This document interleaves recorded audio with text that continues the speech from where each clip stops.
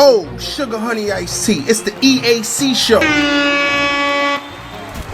Ladies and gents, I'm Emilio A. Colon. And I am Marcus Mack, and this is the EAC show coming to you from sunny South Florida with episode, what is this, 111? 111, yeah, 111. Episode 111, Marcus Mack and myself. We're supposed to be joined by Cameron Dinnan and Lavon Harvey. Unfortunately, for technical difficulties, they're not joining us on the show. They'll be with us next week, hopefully. Marcus Mack, I see you wearing your Brooklyn Nets hat today on episode 111. How ecstatic are you that the Brooklyn Nets have traded for James Harden? I think we got a hell of a squad. Kyrie Irving need to get the hell off his high horse and come and play ball. I don't know what the hell is going on with him.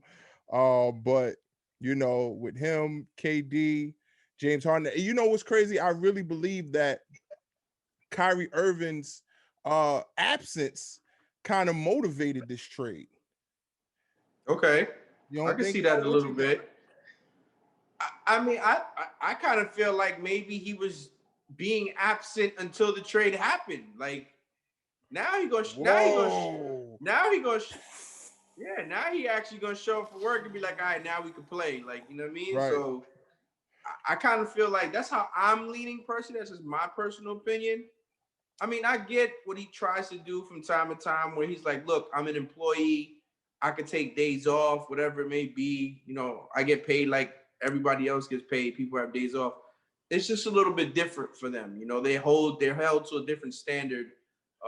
Even though I understand how he's trying to explain it. Like he gets personal time off. Everybody gets personal time off. Right, off their of job. course.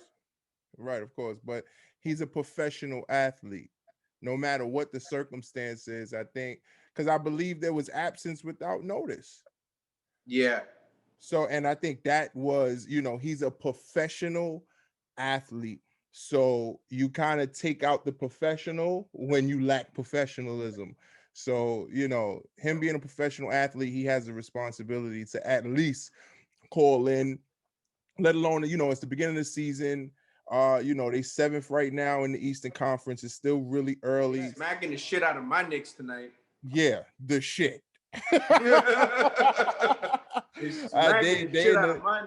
Right now, as we speak, while we record the show, they are in the fourth quarter. The Knicks against the Nets.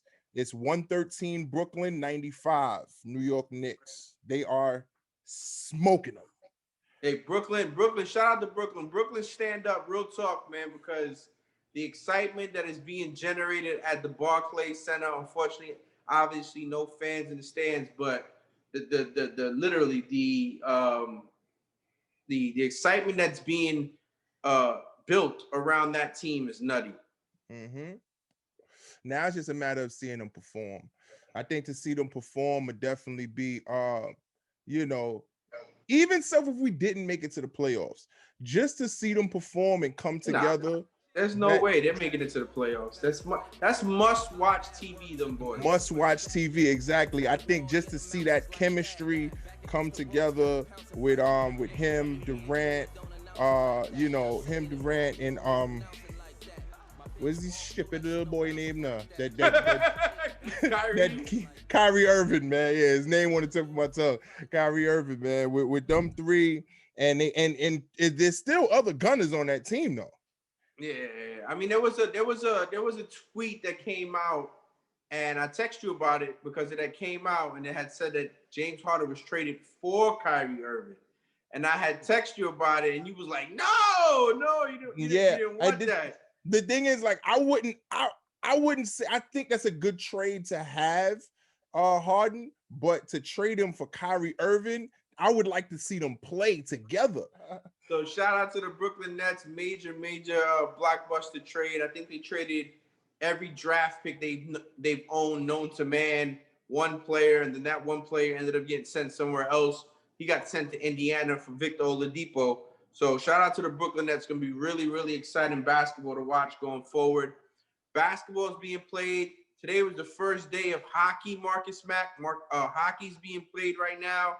So shout out to all the hockey fans out there. And then now we have to recap last week's games, Marcus Mack. And we're going to go through them one by one. Let's start off with the first one, which was between the Buffalo Bills, and they played the Indianapolis Colts. And the Buffalo Bills ended up winning the game, but the Colts covered the spread, Marcus Mack. Mm-hmm. And you and I both had them doing that. I believe it was 27-24, if I'm not mistaken. It was rather shocking for the people that follow the show, because everybody on the show knows how big Marcus Mack is when it comes to the Buffalo Bills. Let's go, Buffalo! Let's go, Bill Mafia! He's literally like a bona fide Bills Mafia member without being a Bills Mafia member. He reps the Bills hard. I don't think there was one time. 100%. Well, I don't think there was one time this season Marcus did not take Buffalo. I mean, it was just a matter of it was intuition, man. It was just cover the spread. Yeah. Most definitely. Let's just cover the spread. So that was the first game on Saturday. So the Saturday game at 4 was the Los Angeles Rams going to Seattle and facing the Seattle Seahawks, Marcus Mack. And the Rams just did their thing. We didn't have the Rams. LeVon had the Rams. You and I both had the Seahawks. The Seahawks did not show up to play at all, Marcus. Yeah. Yeah, for sure. I did not see that coming. A 10-point lead. 10-point? I ain't see that coming at all. Nah, Russ was definitely not cooking. Sierra's goodies did not work out on that day specifically. He had too many of those goodies before the game. In all actuality, ever since I think it was there was a saying that ever since he made that that Halloween video with him and Sierra where he was Busta Rhymes and she was Janet Jackson, he's been on decline, just losing nonstop. Like seriously. So no one saw that happening, but it was ugly, not for nothing, Marcus Mack. It was bad. Yeah. It was bad. And then they got the night game. The night game was the last game of that Saturday night playoff wildcard weekend on Saturday. It was the Washington football team at home playing Tom Brady and the Tampa Bay Buccaneers, and the Bucs ended up winning the game, but they did not cover the spread. The Washington football team ended up covering the spread, Marcus Mack. It wasn't a blowout like everybody else. By what, 8? They won by 8, and it was a 10-point spread. Taylor Heineke played his ass off. Mr. XFL, he was playing for the St. Louis Battlehawks back in the day. So shout out to the XFL and them boys for producing players. That was another game that I wasn't on point with either, because I really thought that defensive line was gonna break Buccaneers up. I thought they was gonna break Tom Brady up for real. I thought that was gonna be the end all, feel I'm saying, for Tampa Bay. Tom Brady said it in the excerpt, in a little excerpt from the you know how they got the hot mics on the field, and he was telling his offensive line, man, you guys are doing a hell of a job because number 99, Chase Young, you know what he's trying to do. You know he's trying to come up here and wreak havoc. So the Tampa Bay Bucs, they did their thing, and then we had the Sunday games. So the Sunday 1:00 game was an excellent game. We had the Baltimore Ravens with Lamar Jackson going to Tennessee and playing Ryan Tannehill and King Henry in Tennessee. And Baltimore won the game, Marcus Mack. Yeah. I took Baltimore, didn't I? Yes. Yeah, that's a fact. Normally I ride with the Titans, but I said, nah, I'm riding with the Ravens on this game. Shout out to Lamar Jackson and the boys. They got it done. They got a little bit of payback because the Tennessee Titans disrespected their logo when they played in Baltimore. So at the end of the game, there was an interception, and sure enough, the Baltimore Ravens just started stomping on that logo and literally just rubbing it in. They asked Lamar Jackson after the game why he ran off the field, and he was like, man, they disrespected our logo. We don't got to shake hands with them at the end of the game. It is what it is. So I like that. If you're going to give it, you got to be able to take it. You know what I'm saying? So I like that a lot. You got the boringest game next. The middle game of that Sunday game, it was the Chicago Bears versus the New Orleans Saints in New Orleans, and the Bears didn't even really show up. I know it looked like, a 12-point game, but there was really a blowout majority of the game. And the NFL is completely and utterly rigged because Jimmy Graham, Marcus Mack, catches a one-handed touchdown, and some people have the Bears plus 11.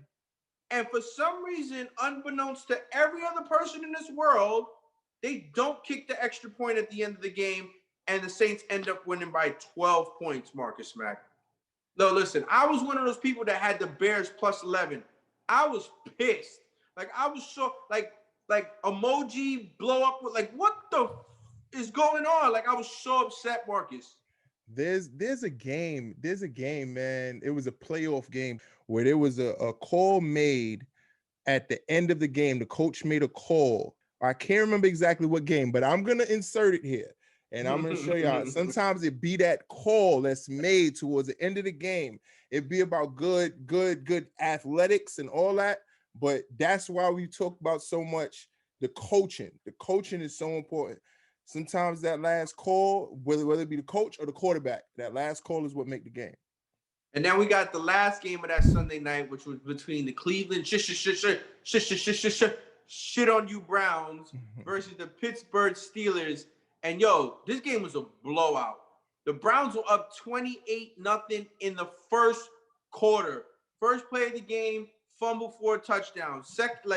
Next drive, interception. Ben threw 4 interceptions in the game.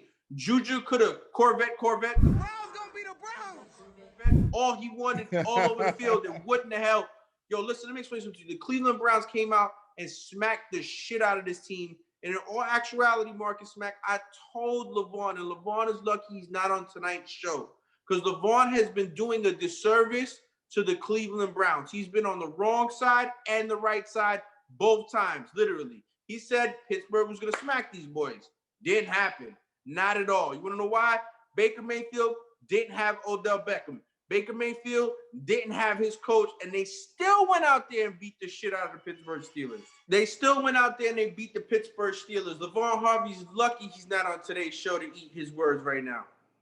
Yeah, I'm so mad he's not on the show right now. Big shout out to LeVon, because we would have been cutting him a new ass right now.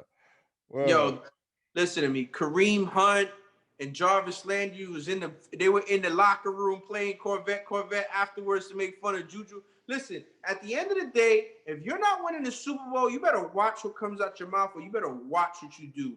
Juju, no one's mad at you for doing Corvette. You can do Corvette all you want. But when you start doing it on other people's logos and other people's stadium, it kind of like rubs people the wrong way. Whether you care about it or not, you can't do that. Like, just keep it to yourself. Stay humble. Make sure that you know you're handling your business so it doesn't come back and bite you in the ass. I mean, you got Ben Roethlisberger on the sidelines crying. You know, he was crying. I mean, I get it. I understand. It's a very emotional thing. You invest a lot of time. You see these people more than you've seen your whole family. I get it. He was, talking to a center, Marquise Pouncey. I know Marquise personally. Shout out to him. Hopefully they don't have to go out like that, because they said that they were always going to retire together. So that's possibly a possibility of something that might happen. The reason why Ben Roethlisberger is crying, because there's a possibility that was his last game as a Pittsburgh Steeler. It's a big part of this game, and we've got the best fans in the world. So I need to apologize to them for tonight and the rest of my teammates for the way I played. Very disappointing, and I hate it for our fans. I hate it for my teammates. And like I said, Marcus, let me ask you. And that's a hell of a hat to hang. Right. Let me ask you. Like I said, LeVon is not on this show to discuss this. But you and I both know what was the story after that game was over. It wasn't that the Cleveland Browns won. It was how bad the Pittsburgh Steelers played. And that's what's like, it's the Browns. Yeah. It's the Browns. And they ran with it too. Baker Mayfield ran with it. Kareem Hunt, all of them. Jarvis Landry, they all ran. The Browns are the Browns. We are the Browns. It is what it is, Marcus Mack, not for nothing. Before we get into next week's game, there was a national championship game on Monday. Ohio State got blown out. There's no real reason to talk about that game, Marcus Mack. It was awful because Alabama just ransacked these boys. Ohio State had no business being on the field with them after the first quarter. From the second quarter, third quarter, and the fourth quarter, it was a wrap. I fell asleep in the third quarter. I didn't even watch the rest of the game, Marcus Mack. It wasn't even worth it, in all honesty. So now we're going to discuss this week's games coming up, Marcus Mack. A great slate of games. The first game you got the 4:00 slot on Saturday. The Los Angeles Rams will be playing the Green Bay Packers in Green Bay. It is going to be cold as shit, and the Green Bay Packers are -6.5. Marcus Mack. Personally, I'm gonna go with the Green Bay Packers, and you know what? I'll even give the Rams 10 points in this game because the way the Green Bay 6.5, 6.5. The way the Green Bay Packers are playing right now, the Green Bay Packers, in my opinion, are going to the Super Bowl in the NFC. They were one game away last year from going to the Super Bowl. I think this year they get over the hump and they'll be in the Super Bowl playing and representing the National Football Conference, the NFC. You think that weather is going to really kill the Rams, huh? For me, in all honesty, Aaron Rodgers, whether the weather's bad or the weather's good, he looks the same. It's for other people that are coming in there that are not used to it that they have to deal with it. So, in my opinion, I think it's a very, very big factor. I think Devontae Adams has a really good game like he always has. And I think Green Bay Packers roll on these boys, honestly. Let's go Green Bay. Green Bay. Let's go Cheeseheads. Yeah, Cheeseheads. So the second game on that Saturday, the Baltimore Ravens are going to Buff. And it's a -2.5 game, and Rough Buff Griselda are the favorites. Marcus Mack, you're definitely going first on this one because I'm going last. I mean, who do you like, Marcus? Come on, you know what time I'm on, man. Let's go Bills, man. Let's go Buffalo, man. I'm going to go with the Broward Ravens. I'm going to go with the Baltimore Ravens. I'm going to go with Lamar Jackson and them boys. Baltimore is focused. They're going to get this done. Give me the +2.5 points. Literally take them +2.5 and take a money line because they're going to end up winning the game, Marcus Mack. Then we got the early game on Sunday, and that early game is the Cleveland Browns going to Kansas City. And the Cleveland Browns are getting disrespected because they're -10 or they're +10 in this game. Kansas City's -10 in this game. Marcus Mack, I'm going to tell you how I feel. I feel like giving the Cleveland Browns 10 points is too much. Do I think Kansas City can still win the game? Absolutely. Do I think that Cleveland could cover the spread? Absolutely. Do I think that Cleveland could win the game? Absolutely. And I'm going to tell you why. You can always get some mistakes to be made. If Cleveland goes up another 14, 21 points on Kansas City, it's definitely possible that they could be in the same situation that Pittsburgh was just in. So I'm going to take the Cleveland Browns plus the 10 points, Marcus Mack. I'm riding with Kansas City on this one. Oh, I like going on opposite sides. I like that. Yeah. I got to go against the grain. And then the last game of the divisional round is going to be the Tampa Bay Bucks and the GOAT, Tom Brady, going to see another GOAT in Drew Brees down in New Orleans. And the Saints are -3. So New Orleans is actually favored in this game. The Bucks are getting plus points. This is the third time that the Saints and the Bucks are going to play this season. Both times, the other two times, the New Orleans Saints won the game. Marcus Mack, who you going to go with? Man, this is going to be a big game, man. That's going to be a big game. Let me get, what's the spread again? -3. New Orleans. 3. You know I never do this. But I'm riding with the Tampa Bay Buccaneers, man. I have to agree with you. I'm going to go with the GOAT, Tom Brady. I can't see Tom Brady losing 3 games in one season to Drew Brees and them boys. So I'm going to go with Tom Brady and the Tampa Bay Buccaneers to cover the spread, take money line as well. So +3 and money line, they'll end up winning the game. So just for the record, Marcus Mack, just to let you know, the way it looks is we got the Green Bay Packers together, the Tampa Bay Bucks together. Who else am I missing? You got Griselda. I got Baltimore. I think the only one we went different was the Browns and the Chiefs. I got the Browns, and you got the Kansas City Chiefs. Yeah. So 2 games were on the same page, and 2 games were not on the same page. Right. Yeah. So we're gonna see. But I know that Packers game is a lot. That Saints and Bucks game is gonna be crazy. I wonder what these fan bases are really doing when their teams win games. Like, I understand you get excited in the comfort of your own home, but like for somebody like the Cleveland Browns that haven't won a playoff game since the 1990s, like you would think like it would be like over exuberant. Same thing with Buffalo. The people in Buffalo were crying in the stands. Marcus, I don't know if you saw that. The fans there, out of the 6,500 fans that were there, they were crying in the stands. They haven't won a playoff game in years. It's gonna be a fight.